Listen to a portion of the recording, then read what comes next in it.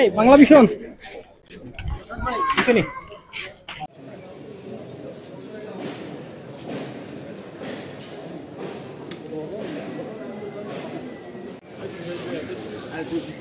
সব পিছনে আরো পিছনে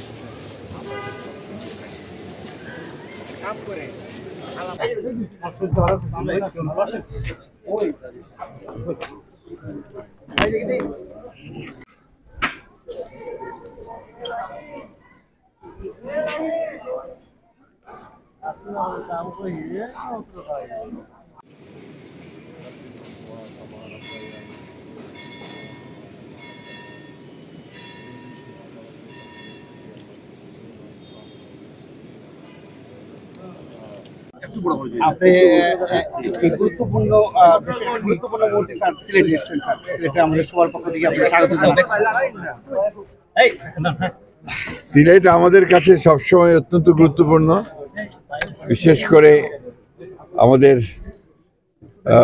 হযরত শাহজালাল হুজুরের যে এখানে দরগা শরীফ, হযরত শাহপুরানের এখানে মাজার, আমাদের দলের নেত্রী দেশনেত্রী বেগম খালেদা জিয়া সবসময় সেটা আসলেই তিনি আগে দরগা জিয়ারত করতেন।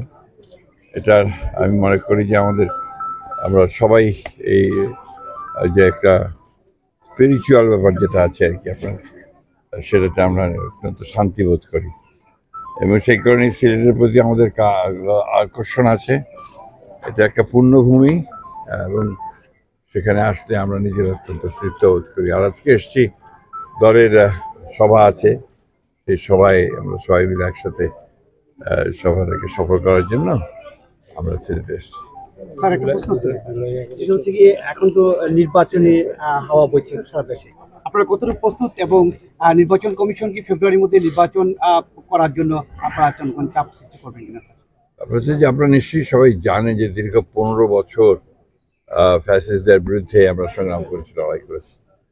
আমাদের প্রায় 60 লক্ষ নেতাকর্মীদের বিরুদ্ধে মিথ্যা মামলা হয়েছে, আমাদের কয়েক হাজার নেতাকর্মীকে হত্যা করা হয়েছে, আমাদের প্রায় 1700-এর উপরে মানুষকে গুম করা হয়েছে। সেখানে আমাদের সিলেটের অত্যন্ত সাহসী নেতা ইলিয়াস আলীও গুম হয়েছেন এবং তারপরে 24 জুলাই আগস্টে ছাত্র জনতার অভ্যুত্থানের মধ্য দিয়ে ফ্যাসিস্ট হাসিনা সরকারের পতন হয়েছে।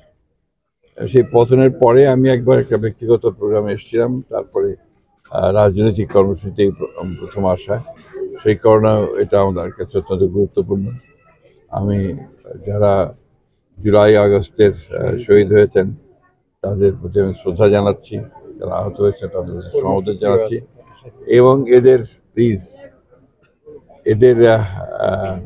15 বছরে যারা অনেকেই শহীদ হয়েছেন, আহত হয়েছেন, সকলের প্রতি আমার পক্ষ থেকে, দলের পক্ষ থেকে, দেশের খালেদা জিয়ার পক্ষ থেকে এবং আমাদের নেতা তারেক রহমানের পক্ষ থেকে তাদের প্রতি আমাদের শ্রদ্ধা, সম্মান এবং আমরা আমাদের সহানুভূতি জ্ঞাপন করছি।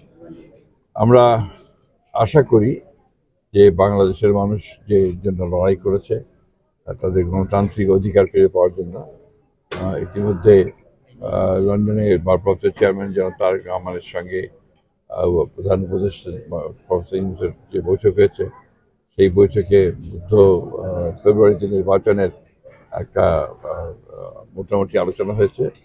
আমরা সবাই আশাবাদী যে এই নির্বাচনের মধ্য দিয়ে দেশ জাতি গণতন্ত্রে ফিরে যাবে এবং জনগণের যে গণতান্ত্রিক অধিকার সেটা প্রতিষ্ঠিত হবে এবং যেটাকে আমরা বলি যে রাইট ট্র্যাকে দেশ উঠবে বলে আমরা বিশ্বাস করি।